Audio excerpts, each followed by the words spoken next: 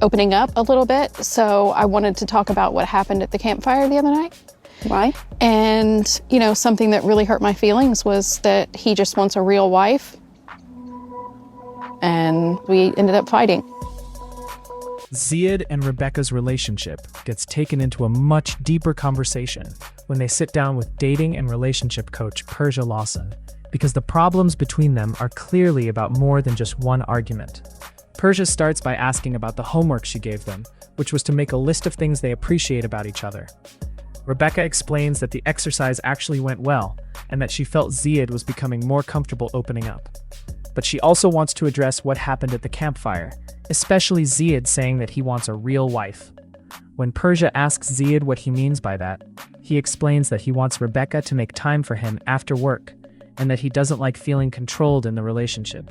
How are we doing today? It's been a rough couple of days.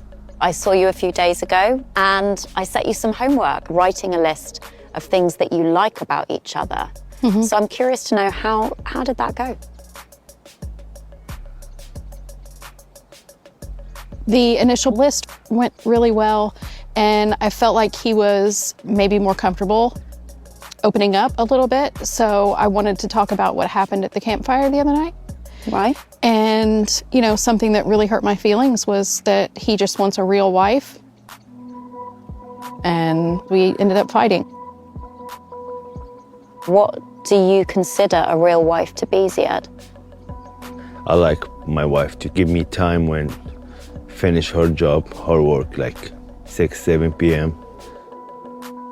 I like when my wife be strong with other people. I like it.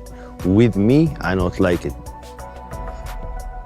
Okay, so what do you mean by strong? Like she wanted to put me like under control because I am leaving her country, plus we have a different age between us. But, you know, the husband needs to always everything under his control. He's the man in the house.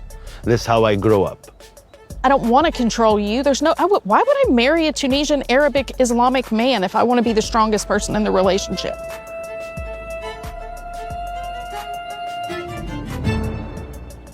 I understand that Zied is younger and from another country. My personality can sometimes be very overwhelming. I like being in control of things, and as much as I want to do everything I can to make him happy, there's nothing I can do to change who I am.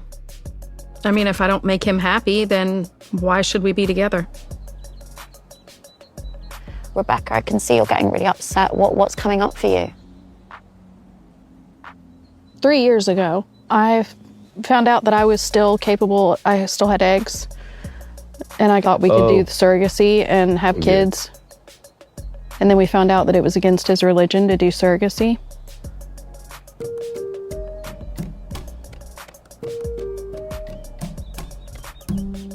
That's when he starts going to the gym, he starts going out with his friends, he starts losing weight, he changed his password, like all the stuff when I was a private investigator that the wives used to tell me and the husbands would tell me about their wives, you know, that I think this is what's happening, they're cheating. I mean, I'm ready to forget. So my fear is that's what caused it. That must have been really hard for you as well, for both of you. It is hard. I want a kid from Rebecca for sure, but she can't do that. It's not her fault. It's the God. The truth is that even if everything was perfect in our relationship, that I am afraid of waking up one day and him deciding he wants kids, and I don't freaking want to talk about it.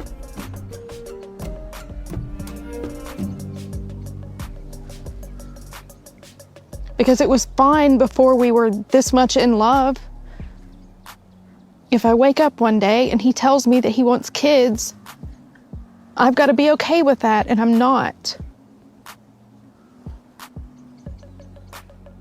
How does it feel hearing her say that, Zied? I don't want to think about that. I'm happy with Rebecca. So I don't want to think about something in the future. It's the life you've chosen. Huh? It's the life you've chosen. Yes, and it's the woman you've chosen and the relationship you've chosen. Exactly. But I can talk about myself the next 5 years or 10 years. I can't. Well, we're talking about hypothetical situations. We're talking about the future. sometimes known as future tripping. The reality is none of us know what is going to happen tomorrow. None of us know. We have today. You can get upset and get scared and fight and run away and all these things over a hypothetical situation in the future that's not even real. What is real is you two right now. And what I see is two people who really love each other. And I want you to start focusing on what is working, because there is so much that is good here.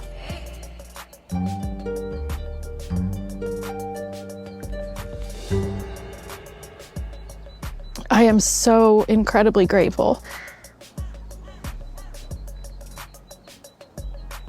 You already cried, huh? Say it. Cry.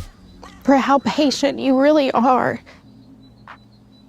I do wish you would tell me more about how you feel, but I also think the other side of that is that you're just really easy to get along with on a daily basis. Like, I'm very grateful for how you take care of me every day. You're constantly asking me if I need something, and you're very sweet, and I do love you. I love you too. I love you too. My feeling with Rebecca right now is better a little bit. She have a big heart, and I love her.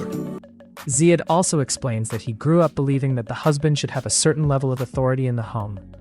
Rebecca pushes back by making it clear that she understands Zied comes from a different country and culture, but she also admits that she naturally likes being in control. That difference between them is becoming a major issue, because neither one seems willing to completely change who they are. Then the conversation takes an emotional turn when Rebecca brings up children. Rebecca reveals that she once believed they could potentially have children through surrogacy, but they discovered that surrogacy went against Zied's religious beliefs. After that, Rebecca says she started noticing changes in Zied. He began going to the gym, spending more time with friends, losing weight, and changing his password. Because of Rebecca's previous experience as a private investigator, those changes immediately triggered suspicion. She began wondering whether Zied could eventually cheat or leave because he wanted children. Zied, however, makes it clear that he does want children, but he also says he is happy with Rebecca and doesn't want to spend his time worrying about hypothetical situations years into the future. And this is where Persia Lawson gives them some important perspective. She explains that neither of them knows what the future will bring. Rebecca is afraid of waking up one day and discovering that Zied suddenly wants children, while Zied doesn't want to live in fear of possibilities that haven't happened. The bigger problem is that they are allowing future fears to damage what they currently have. Persia points out that what is real right now is the relationship between Zied and Rebecca. Instead of constantly focusing on everything that could go wrong, they need to recognize what is already working between them. That advice clearly hits Rebecca emotionally. She begins talking about how grateful she is for Zied, especially for how patient and caring he can be. She admits that she wishes he would communicate his feelings more, but she also recognizes how easy he is to live with on a daily basis. Rebecca acknowledges that Zied constantly checks on her, takes care of her, and shows affection in his own way. Then both of them say what has been underneath all these arguments the entire time. They love each other. Zied also admits that he feels better about Rebecca after the conversation. For him, the most important thing is that she has a big heart and that he genuinely loves her. So while the problems between Zied and Rebecca are far from solved, this conversation gives them something they desperately needed. A reminder that their relationship isn't only about the things that could go wrong. There is still love between them, and now they have to figure out how to protect that love while dealing with their very real differences.